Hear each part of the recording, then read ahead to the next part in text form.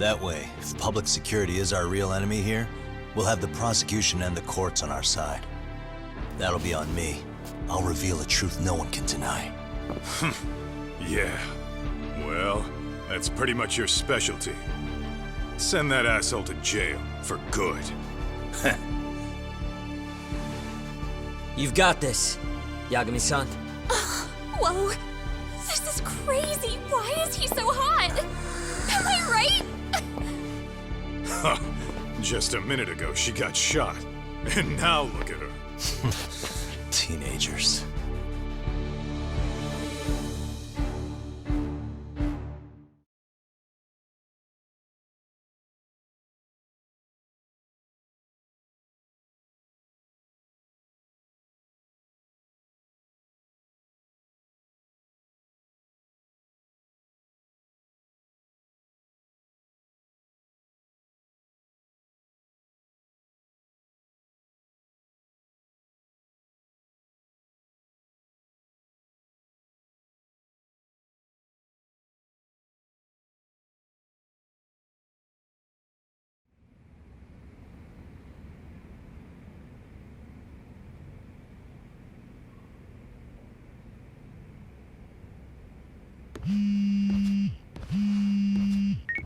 Hello? Yeah, I'm getting ready now, Sari-san.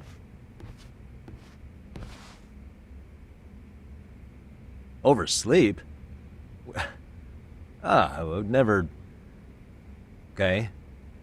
Yeah. Alright, see you at the courthouse.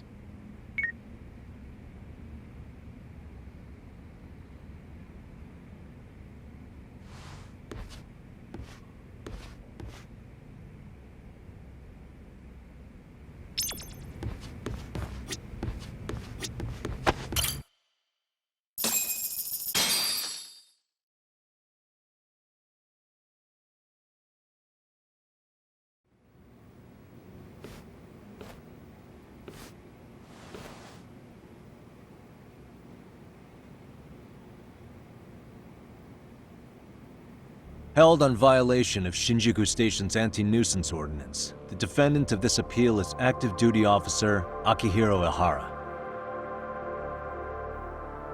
He was previously convicted and sentenced to 6 months. However, the defense wholly rejects the sexual battery charge and asserts his innocence. The prosecution points to 2 pieces of evidence to prove the defendant guilty. One is the security camera footage from Ikebukuro to Shinjuku Station. The other is fiber traces from the victim's undergarments on the defendant's hand. The defense maintains this was not sufficient evidence to issue a guilty verdict. We have prepared counter-arguments to each piece of the prosecution's evidence. How does the prosecution respond? We maintain the original sentence was perfectly adequate. That is all. Then first, let's examine the security footage from Ikebukuro and Shinjuku Station submitted at the first trial. This is footage of Ikebukuro Station on October 7th at 7:43 a.m. The individual wearing sunglasses and a mask is believed to be the defendant. This person remains in the area for over an hour, watching as countless trains make their stops. At 9:06 a.m., he locates the victim of this case. Then he boards the train and pursues her. This footage of the station platform is from when the suspect and victim board the train car. We already saw this during the first trial. Let's not be redundant. Of course not. The victim claimed the defendant moved in a suspicious manner once the train left Ikebukuro Station, ultimately placing his hand under her skirt. After they arrived at Shinjuku Station 6 minutes later, the victim gathered her courage and grabbed his hand. However, there's a possibility the offender seen here is not the defendant himself, but a different person entirely, a stand-in. The goal was to disguise this event as an alibi for the murder which occurred in Yokohama that same morning. In other words, this instance of sexual battery was a conspiratorial fabrication. The original verdict was issued without taking this into consideration, resulting in an inadequate trial. This is merely speculation. The defense has no proof to support these claims. Precisely the issue. Yes, there is indeed no definitive proof that confirms the existence of a stand-in. However, the notion itself cannot be disproved, even with all of the prosecution's evidence. Would you care to elaborate, please? The assailant fled the train and was caught shortly after on the Shinjuku Station platform. Many nearby passengers filmed the scene, which then circulated throughout Japan. The impact may have been greater since the defendant was an active duty officer. There's no mistake that the man apprehended at the platform was the defendant. Upon arrival, station police arrested him and immediately performed a trace element inspection. With that said, there's a very real possibility the offender who ran off the train was an entirely different person, and we have the evidence to prove that.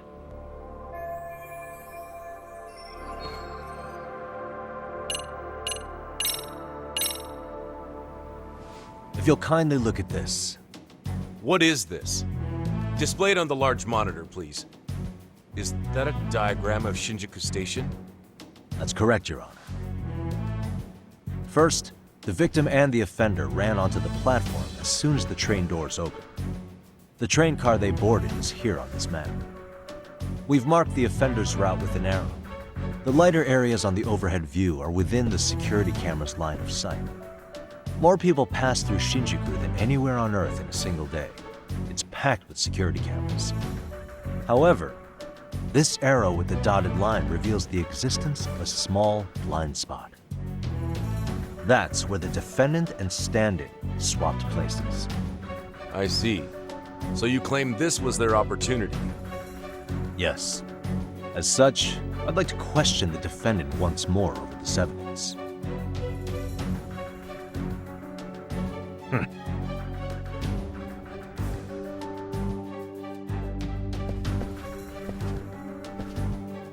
Defendant, when you were issued the verdict in your first trial, you said the following to the judge. In a warehouse about 3 days ago, a body turned up in Yokohama. If that wasn't enough, you correctly identified the body as Hiro Mikoshiba, despite the fact the police had yet to do so. How did you manage to pull off such a feat? It came to me in a dream. Strange, I know. Mikoshiba-san was your son Toshiro-kun's classmate, was he not? That's right. Toshiro Ihara was found dead in his apartment 4 years ago. He took his own life. Afterward, the defendant sued the school over Toshiro-kun's suicide. Yes? Ihara-san, can you tell us why you sued the school? There were rumors my son had been bullied. Unfortunately, the court wasn't able to substantiate that claim. And these rumors were discovered on the internet? They were. Of the bullies mentioned, Mikoshiba-san's name was among them. Were you aware of this? I was. Would you say you harbored murderous intent against Mikoshiba-san? Objection. The defense's question is irrelevant. This case is to examine whether or not sexual battery took place. Also, the Kanagawa police are actively investigating Hiro Mikoshiba's murder. The courtroom is no place for baseless speculation. How does the defense respond? The timing of the battery incident makes this case an alibi for Mikoshiba-san's murder. We believe there's a very relevant connection. Very well. The prosecution's objection is overruled. Then please keep it brief. Just as soon as the defendant answers the question. Did you harbor murderous intent for Hiro Mikoshiba? Of course I did. In other words, Your Honor, it goes like this. On the day Toshiro-kun's bully, Mikoshiba-san, was killed, the defendant set out to synchronize the murder with sexual battery. It became his alibi for the murder, and the prosecution and the court all but approved it. A 6-month sentence for sexual battery and getting away with murder. That's all the motivation the defendant needed to fabricate this elaborate scheme. His stand-in groped his accomplice, and then they swapped places before getting caught. It's all entirely possible. Then the defense should present some evidence to prove it. Wrong. That's not how this works, is it?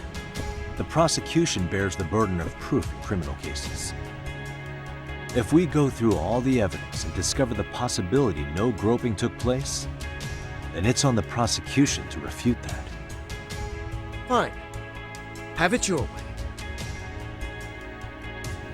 The defense's argument about the security camera's blind spot is flimsy at best. While the defendant was running, his female victim was chasing after him. Surely the victim would have seen if he had switched places with a stand-in. Yet the victim provided no such testimony. The victim, Yui Mamiya, was an accomplice in the scheme. Objection! This is an insult to the victim. Such claims harm the integrity of all women.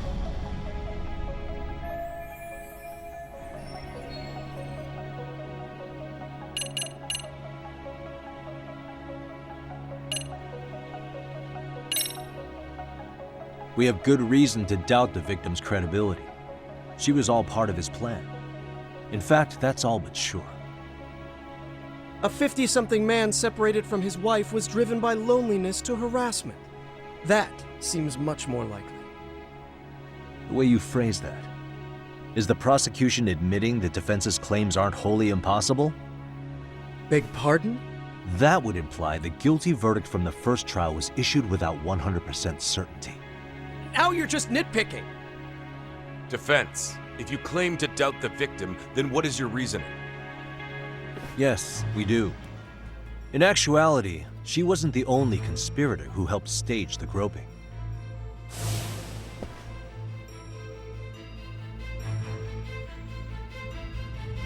The bystander who captured the defendant, the witness who recorded the incident on his smartphone. Both men, in conjunction with the victim, were classmates from the same high school. Which means, strange as it sounds, that these seemingly unrelated individuals were in fact all acquaintances. It's clear that this was a carefully organized and planned event. Our investigation discovered they all graduated from Kurokawa Academy in Tokyo 13 years ago. Additionally, Yoko Sawa, the teacher who was killed in Ijincho, graduated from the same class. 4 years ago, she was the teacher of the defendant's son, Toshiro-kun.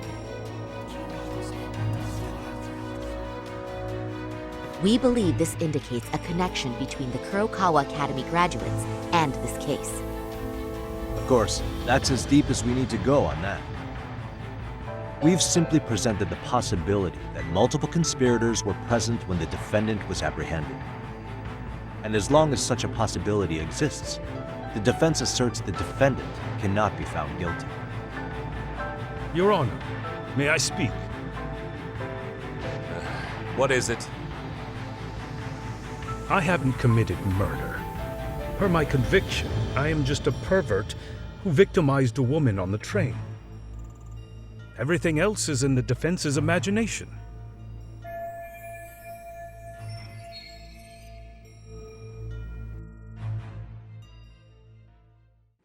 Defendant, why did you agree to this appeal then? You can ask my lawyers that. I simply didn't stop them. How does the defense respond? It's just as the defendant says. However, we believe his recollection may be a bit fuzzy. To refresh his memory, I'd like him to take a look at some footage. Will you permit this, Your Honor? Now what? But please, don't display this on the large monitor. We shouldn't shock the public.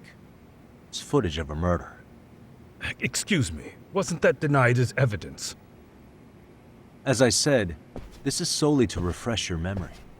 It's up to the judge whether or not we show it. Please proceed.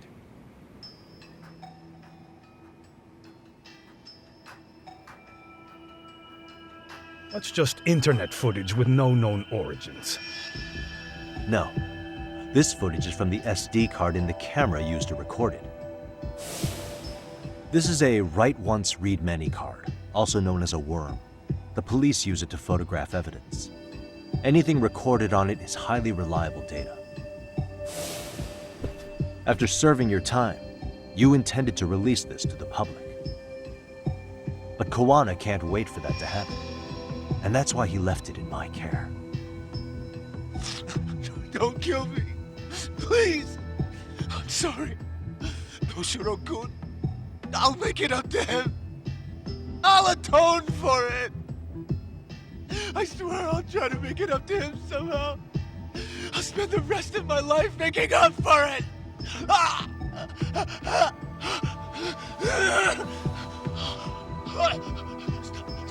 Stop it! Stop it! Stop it! Stop it! Stop it!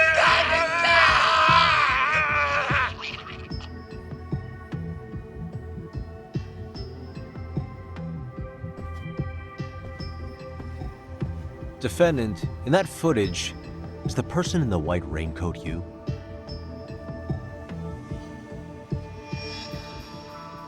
You could say it looks like me. The person you killed is Hiro Mikoshiba. According to the autopsy report, he died sometime after 7:30 a.m. on October 7th. Therefore, it can only be that the person who passed through the ticket gate shortly after at 7:43 a.m. was not you, but your stand-in. As the defense, we cannot allow our client's conviction of sexual battery to stand in light of this footage. May we continue questioning the defendant? How does the prosecution respond? Even if the footage has an irrefutable source, that alone does not prove guilt of murder. I'd just like to state that in advance. So the prosecution is denying the murder? Remind me who exactly is defending me here? Good question. The defense repeatedly mentions a stand-in, but where is this person currently? Who even are they?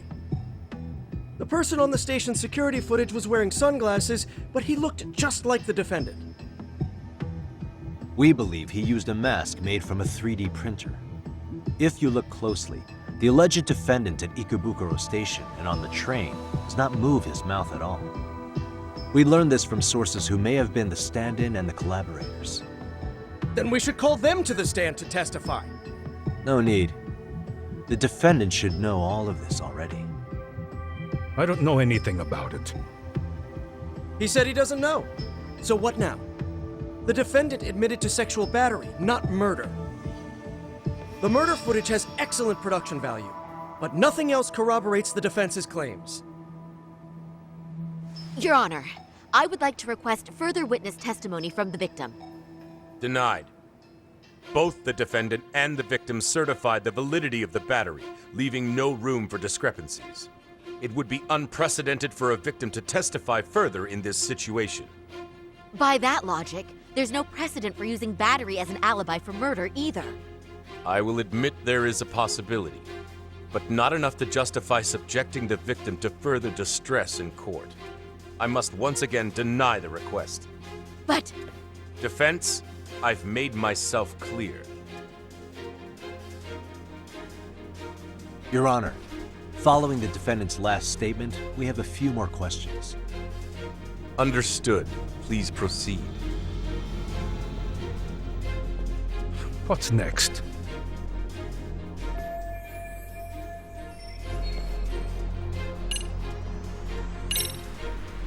You're an active duty police officer.